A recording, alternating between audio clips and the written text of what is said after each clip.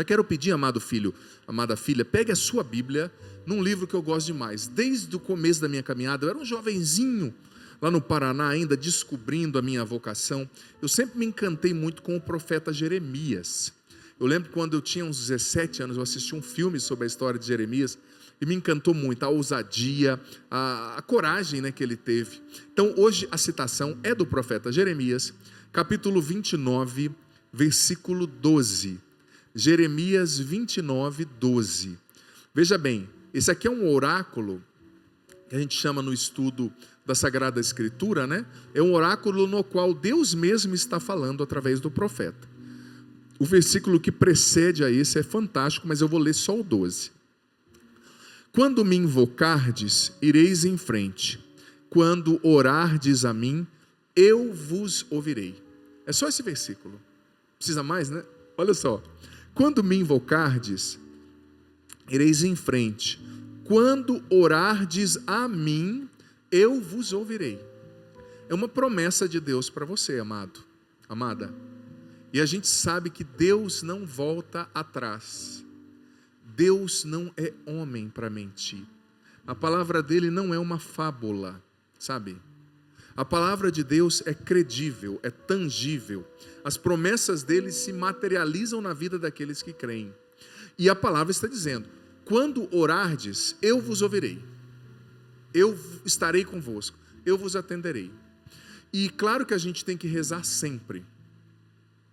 Mas eu dizia ontem na missa, na segunda noite, quem assistiu pela TV Canção Nova, a missa das famílias, que eu presido sempre na segunda tarde, melhor dizendo, eu dizia que uma frase que eu gosto muito de repetir para mim mesmo e para quem eu acompanho nas minhas ministrações é a seguinte: a oração não pode ser a última atitude, mas ela tem que ser, não pode ser a última solução, mas ela tem que ser a primeira atitude. Ou seja, tem pessoas para as quais a oração é a última solução. Eu tentei tudo, já que eu não consegui, então vamos rezar, né? Ao contrário, a oração não pode ser a última solução, filho, filha. Ela tem que ser a primeira atitude. Você tem que começar as realidades rezando. Você tem um novo projeto no seu coração? Eu dizia, compartilhava com os meninos agora há pouco aqui do estudo que hoje eu realizo, que antes de eu realizar, eu rezei, eu pedi a Deus, eu pedi as luzes de Deus, eu rezei e pedi que Deus fosse à frente. E quando você reza, é a palavra que nós acabamos de ler, Ele escuta. Quando orardes, eu vos escutarei, eu estarei convosco, eu vos atenderei. Então, às vezes, eu gosto de repetir outra frase que sempre me acompanha, que é a seguinte: a oração ousada que você deixa de fazer hoje é um pedaço do seu futuro que deixa de acontecer. A oração ousada, persistente, sabe, confiante que você deixa de fazer hoje, simplesmente está apagando um pedaço brilhante do seu futuro que poderia acontecer, que Deus traria para você de bênçãos, de graças, que deixam de acontecer porque você não rezou, porque você não creu nessa palavra. Se orardes, eu vos atenderei.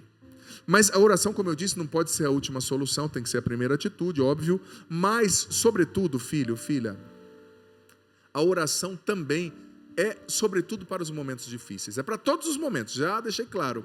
Mas nos momentos difíceis a gente tem que rezar mais. Nos momentos de ansiedade, nos momentos nos quais, amado, amada, as coisas saem do nosso controle. Por exemplo, num transtorno de ansiedade, não dá para negar, as coisas saem do seu controle quando você está sofrendo com pânico, quando você está sofrendo com a TAG, quando você está sofrendo com a agorafobia ou outra fobia específica. Não dá para negar que nessas circunstâncias as coisas saem do seu controle. Padre, eu quero dormir e não consigo, eu quero não ter medo e não consigo, eu quero parar de me preocupar e não consigo. O que fazer? Transformar tudo isso em oração. Levar a Deus a sua angústia através da oração. Eu sempre bato nessa tecla, quem acompanha o padre no meu canal no YouTube, nas minhas pregações, já ouviu eu falando isso. A gente tem que transformar a nossa angústia em oração, o nosso medo em oração, a nossa ansiedade em oração. Porque eu sempre repito esse exemplo, com certeza você já o ouviu dos meus lábios, se você me acompanha, que o modelo clássico para mim é Jesus no Getsemane. Getsemane no hebraico, Gate Shemanim, queria dizer o lugar da prensa, porque é ali que se prensava a azeitona para se fazer o azeite, né? E Jesus estava sendo prensado também, espiritual e emocional e psicologicamente. Por quê? Porque ali no Getsemane ele sabia o que estava por vir. Ele sabia que viria a negação, ou que viria a traição por parte de Judas Iscariotes, depois a prisão, os escarros no rosto, as pancadas, a negação de Pedro, os discípulos fugindo, a crucifixão, a vergonha, a ignomínia, tudo aquilo que ele enfrentou. Então ele teve um surto de ansiedade. Para a pessoa suar sangue, gente, como ele suou no Getsemane, você imagina o estado de nervos, de ansiedade, de desespero no qual Jesus não estava. Porque saiu pelos seus poros sangue. É um estado extremo de ansiedade que talvez poucos seres humanos no mundo experimentaram. Pouquíssimos. Mas o que Jesus fez? Ele se desesperou, ele bebeu, ele xingou, ele jogou videogame. Não. Estou usando metáforas, claro, modernas. Mas Jesus, ele rezou. No Getsemane, ele transformou a sua ansiedade, o seu medo, a sua dor em oração, a sua angústia. E ali ele recebeu o consolo do Pai. Ele rezou com sinceridade: Pai, se possível, afasta de mim esse cálice. Eu não estou com vontade de fazer isso, mas seja feita a tua vontade. E é óbvio, gente, que naquela oração Jesus recebeu um consolo e uma força do Espírito Santo para ir até o fim, cumprindo a sua missão, carregando a cruz e nos salvando, vencendo o diabo, salvando a humanidade através do seu sacrifício de amor na cruz, sua paixão, morte e ressurreição. Isso é um exemplo fantástico, amado, para mim e para você. Porque na nossa dor, a gente precisa rezar. A gente precisa, sabe, a melhor oração que é feita é aquela que quando você não tem palavras, o teu coração está desesperado e você: Senhor, eu busco o Senhor é a minha solução. Eu não estou bebendo, eu não estou acessando sites indevidos, eu não estou me entorpecendo com comida em excesso, com compras em excesso, não, eu estou buscando a sua face, Deus. E você sabe que os salmos são chamados, na teologia de espelhos da alma. Eles refletem todos os estados da alma humana, desde a depressão, a alegria, a frustração.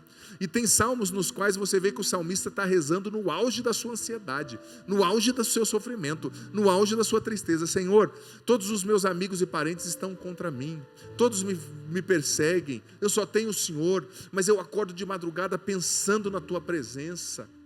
Eu tenho fome e sede de ti. Os salmos são lindos, porque revelam os seres humanos vivendo momentos difíceis, tais como a ansiedade, a perseguição, a angústia, transformando isso em oração. Filho, filha, talvez você me diga: Padre, mas isso não passa. Padre, essa ansiedade me persegue, esse pânico, esse medo, essa insônia. Quando isso vai parar? Olha, eu não sei quando isso vai parar. Eu digo de passagem, toda cura é um processo, mas eu sei que se você rezar, vai acabar antes do tempo, antes do que duraria sem a oração. Eu sei que se você rezar, você vai ter força para lidar com isso e vai ter sabedoria. Porque veja bem, se uma pessoa é ansiosa geneticamente falando, por temperamento, por natureza, ela nunca vai se tornar uma pessoa fleumática e calma, se ela não tem essa natureza. Mas a oração vai dar sabedoria para essa pessoa lidar com o temperamento dela. E vou ser honesto, eu, por exemplo, eu não sou uma pessoa calmíssima, sabe? Eu sou uma pessoa que, por natureza, faz 17 coisas ao mesmo tempo. Eu sou assim, é meu temperamento, eu puxei um pouco do jeito do meu pai. Então, eu não vou me tornar outra pessoa. Claro que eu vou me disciplinando com o tempo e desenvolvendo foco, todo mundo pode. Mas eu não vou me tornar uma pessoa mais calma. Mas eu testemunho para você que o quanto a minha vida de oração foi me ajudando eu a me entender. Eu dizia na homilia da missa que eu presidi hoje internamente aqui na TV, para os membros da TV, os funcionários e missionários, né? Que só a oração nos faz entender a nós mesmos, né? Santa Catarina de Sena dizia que só através da oração a gente se conhece, porque Deus nos revela a nós mesmos, Ele que nos conhece mais do que ninguém, Ele que nos criou, porque sem Deus nos revelar a nós mesmos, nós somos um mistério velado à nossa própria compreensão, à nossa mente, ao nosso entendimento, a gente não se entende, sabe? Então, rezando, Deus foi me mostrando como eu deveria lidar comigo. Não é que, por exemplo, eu nunca tive um transtorno, né? Estou falando de temperamento, disposição genética. Mas eu confesso que hoje eu sou uma pessoa mais calma, que eu entendo, consigo me desligar de muitas coisas que eu não conseguia. E isso não é mérito meu. Isso é fruto de uma vida de intimidade com Deus. Porque sabe o que é bom, o legal da oração? É que na oração, amada, Deus te dá a estratégia certa para você lidar com ansiedade, com qualquer problema que você tiver. Padre, eu não estou tendo entendimento com a minha esposa, com o meu esposo. Reza. Deus vai te dar a chave do coração dessa esposa, que você não tem, mas Deus tem. Deus tem. Ele vai te inspirar como falar, Ele vai te inspirar como agir, Ele vai te dar a palavra certa, Ele vai te inspirar a hora de ficar em silêncio, a hora de demonstrar afeto, sabe? A oração, eu gosto de fazer analogia, né? Quando você estuda a história das grandes guerras, por exemplo, né? Vou dar um exemplo de Napoleão Bonaparte. Um grande general, né? No sentido bélico, eu estou falando, não estou analisando moralmente falando.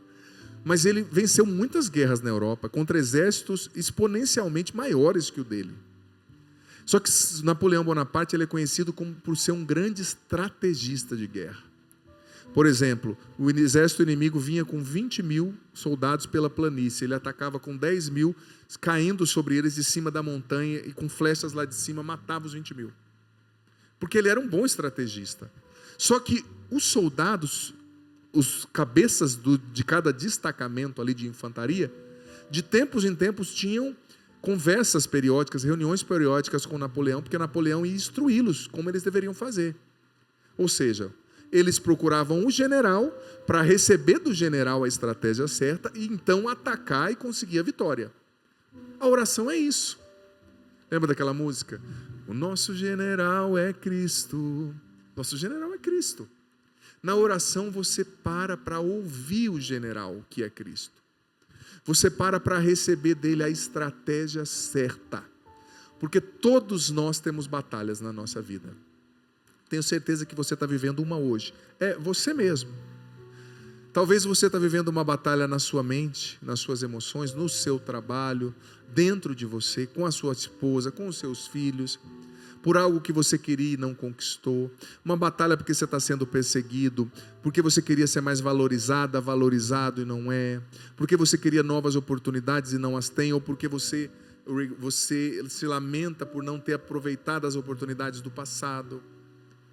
Tem batalhas que a gente vive e que são maiores que a nossa capacidade humana de resistir. Mas o nosso general é Cristo. Qual foi a última vez que você foi conversar com o general? Para receber a batalha certa, a estratégia certa, para enfrentar e vencer a batalha. Eu sei que quem está sofrendo, por exemplo, com uma doença, um câncer, né? Hoje eu falei com uma pessoa com câncer em fase terminal, uma pessoa relativamente nova. Sei que não é fácil, mas até para partir dessa vida, até para morrer, a gente tem que morrer bem. A gente tem que morrer em Deus. A gente tem que morrer na unção, recebendo a estratégia certa, porque senão a gente perde a vida eterna, a gente perde a salvação. Sabe? Então, talvez você está dando muita cabeçada. Você está dando muito murro em ponta de faca, porque você não está ouvindo Deus. Por exemplo, o exemplo de ter aqui o Samuel cantando hoje, foi algo que eu ouvi Deus, eu vi que não estava dando, que eu não estava fazendo bem nenhuma coisa nem outra, né? Sim. Não conseguia preparar bem o programa, não conseguia preparar bem a música, chegava de viagem. Então eu sentei com o general, ele falou, ô Padre Adriano, na verdade o meu general não me chama nem de padre, ele já chama direto do nome, né? Que é Cristo, meu Senhor. Foi me inspirando, e outras coisas que ele vai inspirando a gente, né? Outras coisas que ele vai inspirando, sabe? Então a gente tem que estar atento. Você está sofrendo, e olha, o demônio, ele é especialista em roubar nossa esperança, mas sempre tem jeito. Você está devendo, está falido, está com ansiedade, está com depressão, está solteiro, está viúva, teu marido foi embora, calma. Você foi preso, presa, então juraram você de morte, seu marido não te dá atenção, você apanhou hoje, calma. Reza que Deus vai te inspirar uma solução criativa e eficaz para matar o leão de hoje. Ele é fiel, ele é maior do que o seu problema. Ele é maior do que esse conflito no seu trabalho. Ele é maior do que esse problema na sua empresa. Creia, ele é maior do que aquilo que te limita, do que a sua falta de dinheiro. Reze. Reze e escute a Deus. Você que está desesperado, ó, respira fundo, acalma o seu coração. E tenha o seu diálogo com Deus todos os dias. A gente precisa, gente, ter uma rotina diária de oração. Não é assim, eu assisto o programa do padre uma vez por semana. Me perdoe, filho, é muito bom ter você aqui. Compartilha aí o link do programa, se você está acompanhando pelo YouTube, com mais pessoas. Eu fico feliz, mas só isso é pouco. Você precisa ter o seu momento com o general, porque ele conhece as suas batalhas diárias. E veja bem, quero ler uma frase de São Padre Pio sobre esse tema que é fantástica. São Padre Pio de Pietrelcina, de quem eu sou muito devoto, disse: não gaste suas energias em coisas que geram preocupação, ansiedade e angústia. Só uma coisa é necessária: eleve o seu espírito e ame a Deus, e Ele cuidará de todo o resto. Olha só, não alimenta a preocupação, ansiedade, angústia. Eleva o seu espírito a Deus. Olha, já aconteceu várias vezes comigo, eu acho que com os meninos também. Deus está numa angústia. Eu, graças a Deus, tenho a alegria de ter uma capela na minha casa, né? Eu sou sacerdote, moro com mais 9 sacerdotes, uma casa grande. Mas às vezes eu chego para rezar, gente, angustiado. Padres também enfrentam batalhas, padres também têm família, né? Tem lutas. E às vezes eu vou rezar, eu saio tão consolado que eu nem lembro do problema que eu estava quando eu entrei na capela, quando eu comecei minha oração. Você não tem capela, mas Deus está onde você estiver. Claro, diante do Santíssimo é diferente, mas se Ele não tem o Santíssimo na sua casa, reze no seu quarto, reze no banheiro, fale com Deus. Ele vai te ajudar. E não perca a esperança. Você sabe que o Dante Alighieri, quando ele escreveu a Divina Comédia, né, que é um clássico, no qual ele fala ali sobre a viagem que ele teve conduzido por Virgílio, que era o grande filósofo ali romano da época, que precedeu ele há algum tempo, né? Ele viu que na porta do inferno estava escrito aqui: vós que nesse lugar entrais, deixai fora toda a esperança. Ou seja, porque lá no inferno não tem mais esperança. E eu percebo que quando a gente perde a esperança aqui na terra, a gente começa a viver o inferno na terra. Tenha esperança, Deus está no controle. Amém?